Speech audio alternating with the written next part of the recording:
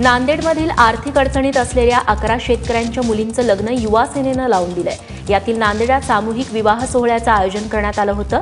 यावेळी शेतकऱ्यांच्या मुलींचं मोठ्या थाटामाटात लग्न लावून देण्यात आलं। जिल्ह्यातील अनेक नेत्यांनी हजेरी लावत या नवदाम्पत्यांना शुभेच्छा दिल्या। या विवाह सोहळ्यासाठी तब्बल 10,000 वराडी आलेले होते। त्यांच्या भोजनाची सोय देखील युवा सेनेनंच केलेली होती।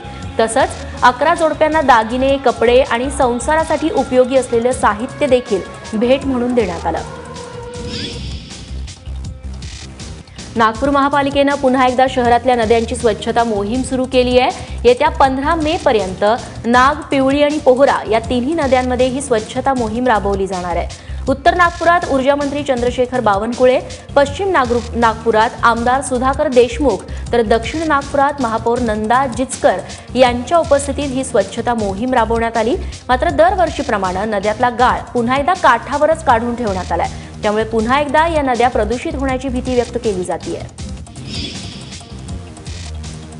अहमदनगरमध्ये कोपर्डी बलात्कार खटल्याच्या अंतिम टप्प्यातील सुनावणीला कालपासून सुरुवात झाली आहे। या तपास अधिकारी शिवाजी गवारे यांची महत्त्वपूर्ण साक्ष नोंदवण्यात आली आहे। आतापर्यंत या प्रकरणी 27 साक्षीदारांच्या साक्षी घेण्यात आलेल्या असून आता केवळ 3 साक्षीदार तपासले जाणं शिल्लक आहे। दरम्यान गेल्या सुनावणीवेळी आरोपींवरती झालेल्या हल्ल्याच्या पार्श्वभूमीवर जिल्हा सत्र न्यायालयात कडेकोट बंदोबस्त करण्यात आलाय। परभणीचे निवासी उपजिल्हाधिकारी अभिमन्यू बोधवट यांना 50,000 रुपयांची लाच घेतल्याच्या कारणावरून लाचलुचपत प्रतिबंधक विभागानं अटक केली आहे। मनोरंजन केंद्र परवान्याचं नूतनीकरण करून देण्यासाठी बोधवट यांनी लाच मागितली होती।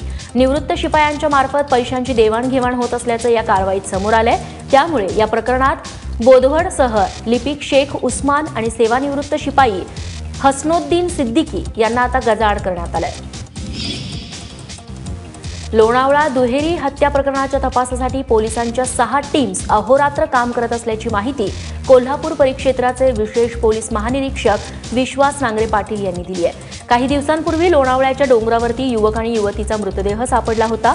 या प्रकरणाचा सगळ्या बाजूंनी तपास करण्यात येत असून तपासात कॉलेजचे युवक, दोघांचे मित्रमंडळी तसंच अशा प्रकारचे रेकॉर्डवरचे गुन्हे करणाऱ्या गुन्हेगारांची कसून चौकशी सुरू असल्याचं विश्वास नांगरे पाटील यांनी सांगितलं। गुन्हेगार अद्याप सापडले नसले तरी लवकरच गुन्हेगारांना पकडण्यात पोलिसांना यश येईल असं पाटील म्हणाले। एका महिलेच्या घराजवळ बसून मोबाईलवरती जोरजोरात संभाषण करणं आणि संभाषणात शिव्यांचा वापर करणं एका युवकाला चांगलंच महागात पडलंय।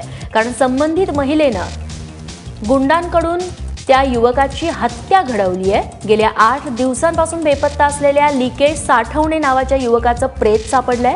4 महिन्यांपूर्वी पवनशक्ती नगरामध्ये एका सार्वजनिक बेंचवरती बसलेल्या लिकेशचं जया शर्मा नावाच्या महिलेसोबत भांडण झालं। तेव्हा लिकेश मोबाईलवरती फोनवरती जोरजोरात बोलत होता आणि शिव्याही देत होता। त्यामुळे जया शर्मा आणि लिकेश यांच्यात कडाक्याचं भांडण झालं। या रागातून लिकेशची हत्या करण्यात आली आहे। धुळे जिल्ह्यातल्या साक्रीत 1 लाखाच्या गुटख्यासह एकाला अटक करण्यात आली आहे। हा गुटखा गुजरातमधून महाराष्ट्रात विक्रीसाठी आणला जात होता।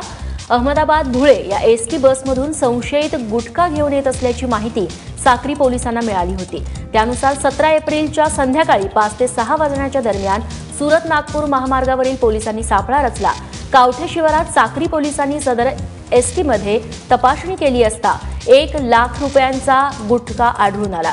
यात सुगंधित पान मसाला, रॉयल 777 टोबॅको या मुद्देमालासह संशयिताला अटक करण्यात आली आहे।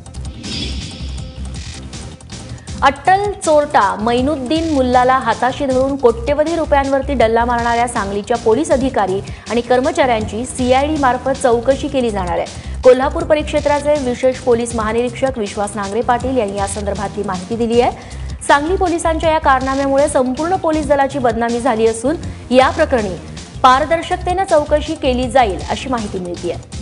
दरम्यान दोषी पोलिसांवरती कठोर कारवाई करण्याबरोबरच बांधकाम व्यावसायिक झुंजार सरनोबत यांचीही चौकशी व्हावी अशी मागणी शिवसेनेनं केली आहे। मनमाड रेल्वे स्थानकातील प्लॅटफॉर्म क्रमांक 1 वरील रेल्वे रुळाला तडा गेल्याची घटना समोर येतेय।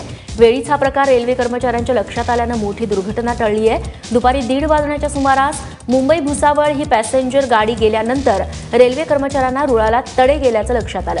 संबंधित विभागाला याबाबत कळवल्यानंतर तातडीने हे रूळ दुरुस्त करण्यात आलं। सध्याच्या वाढत्या तापमानानं रुळाला तडा गेल्याचं सूत्रांकडून सांगण्यात येत आहे.